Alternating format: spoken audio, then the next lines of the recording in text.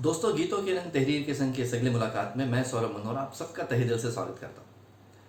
आज जिस गाने के बारे में हम लोग बात करने वाले हैं वो गाना मतलब एक उम्मीद से भरी पोटली। इतनी उम्मीद और पॉजिटिविटी इस गाने में भरी हुई है, शायद कोई और गाना इस गाने से इस मामले में मैच कर पाएगा। 1982 की बनी फिल्म मशाल का ये गीत है, जिसे गाया है किशोर कुमार साहब ने, जिसकी धुन बनाई है पंडित हृदयनाथ मंगेशकर जी ने।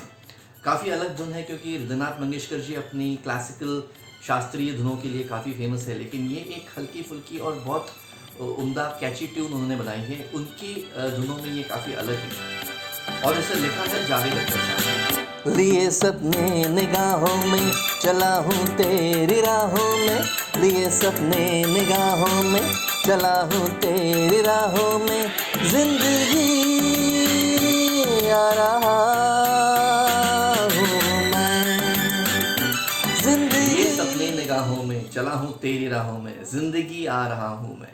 मुखड़े से ही पॉजिटिविटी झलकती है कि ये किरदार जिंदगी से कह रहा है कि जिंदगी, मैं आ रहा हूँ, मैं तुम्हारे इलाके में आ रहा हूँ, मैं तुमसे मिलने आ रहा हूँ, मैं तुमसे बात करने आ रहा हूँ, मैं तुझको अपनाने आ रहा हूँ। 1982 की बनी ये फिल्म मशाल अपनी अलग स्टोरी लाइन के लिए भी काफ़ी मशहूर हुई थी। ये गाना अगर हम लोग देखें तो ये फिल्माया गया है एक राजा नाम के किरदार पे, जिस किरदार को निभाया था अनिल कपूर साहब ने। अनिल कपूर साहब की इब्तदाई कुछ अच्छी भूमिकाओं में से ये एक भूमिका थी, ये कुछ किरदार थे। और उनके सामने जो उनके गुरु, उनके मेंटर हैं, उनका किरदार निभाया था हिंदी फिल्म जगत के मशहूर एक्टर दिलीप कुमार साहब ने। अब ये जो दिलीप कुमार साहब का किरदार था, विनोद मेरे ख्याल से उनका नाम था, तो वो एक बड़े उसूल वाले, सही राह पर चलने वाले एक जर्नलिस्ट हैं और ज़िंदगी की तलखियों से मजबूर होकर उन्हें एक ऐसे इलाके में रहना पड़ता है जो इलाका काफ़ी अच्छा नहीं है, झोपड़ियों से भरा हुआ है। उस इलाके में एक आवारा किस्म का दादागिरी करने वाला राजा नाम का लड़का है और पूरी कहानी में ये बताया गया है कि किस तरह से उस मेंटर की, उस गुरु की संस्कारों को लेकर, उनके उनके उसूलों को लेकर वो इस राजा की ज़िंदगी बदलने की कोशिश करते हैं और ये लड़का भी उनको मान के उनकी राह पर चलना शुरू कर देता है।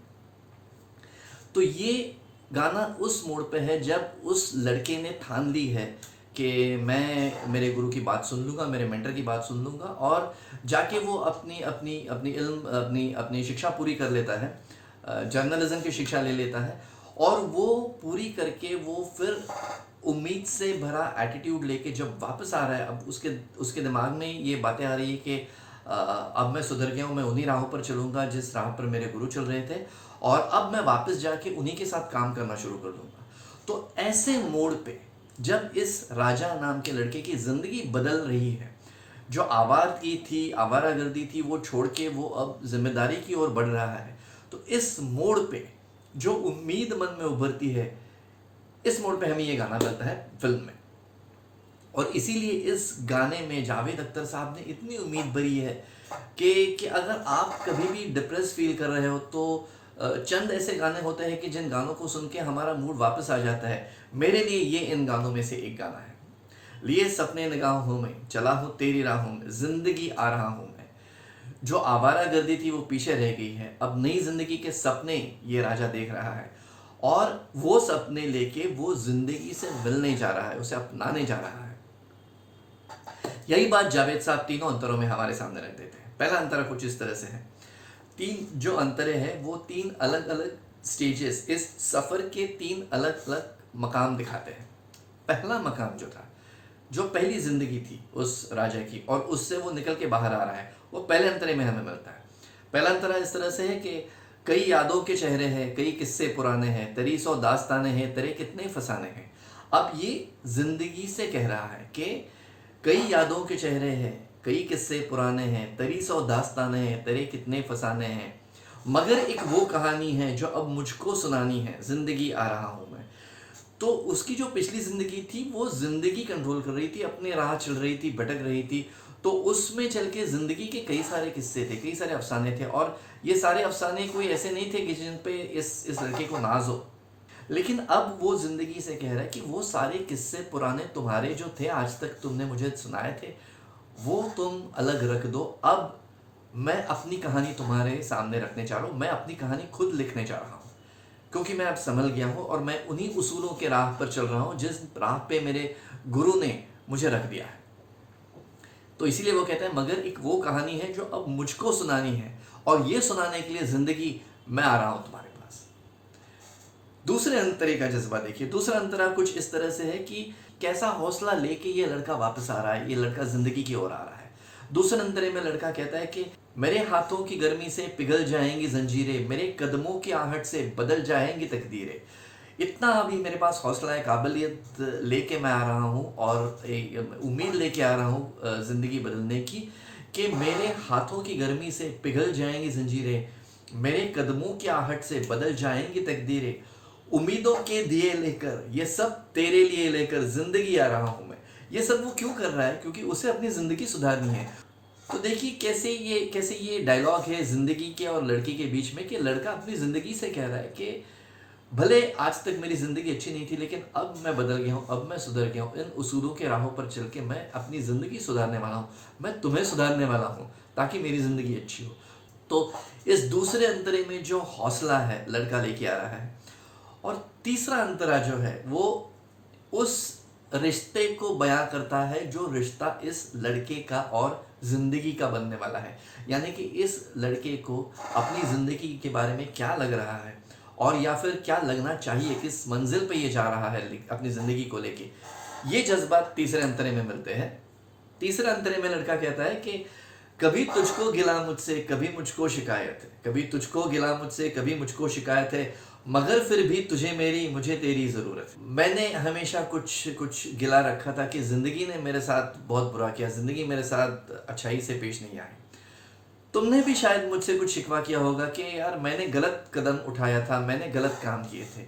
ये हम दोनों के बीच में जो गिले शिकवे है ये अपनी जगह कायम है, लेकिन फिर भी मुझे तेरी और तुझे मेरी ज़रूरत है। फिर से ये यहाँ पे मुझे अपनी तहजीब दिखाई देती है और भगवत गीता दिखाई देती है, क्योंकि कर्म करने के लिए आपको यानी कि रूह को जिस्म की ज़रूरत होती है, ज़िंदगी की ज़रूरत होती है, और ज़िंदगी भी ये चाहती है कि मैं जिसकी हूँ वो कर्म अच्छा करे और मुझे सही रास्ते पे ले जाए। तो शायद ये खूबसूरत सी बात इस एक लाइन में जावेद साहब ने कह दी है कि फिर भी मुझे तेरी ज़रूरत है और तुझे मेरी ज़रूरत है। और आगे इस अंतरे में लड़का कहता है कि मैं ये इकरार करता हूँ, मैं तुझसे प्यार करता हूँ, ज़िंदगी आ रहा हूँ मैं। देखिए, प्यार करने की बातें हिंदी फिल्म के कई सारे गीतों में की गई है, लेकिन शायद ये एक ही ऐसा गीत होगा जब ये लड़का किसी लड़की से या महबूबा से नहीं, लेकिन ज़िंदगी से प्यार करने की बात कर रहा है। और अगर हम हमारी ज़िंदगी से मोहब्बत करने लगे, ज़िंदगी को चाहने लगे, और उस ज़िंदगी का अगर हम वैसा ही ख्याल रखें जैसे हम दिल के करीब किसी शख्स का ख्याल रखते हैं, उसी तरह ज़िंदगी का ख्याल रखें, तो ज़रूर ज़िंदगी का और आपका रिश्ता खूबसूरत होगा।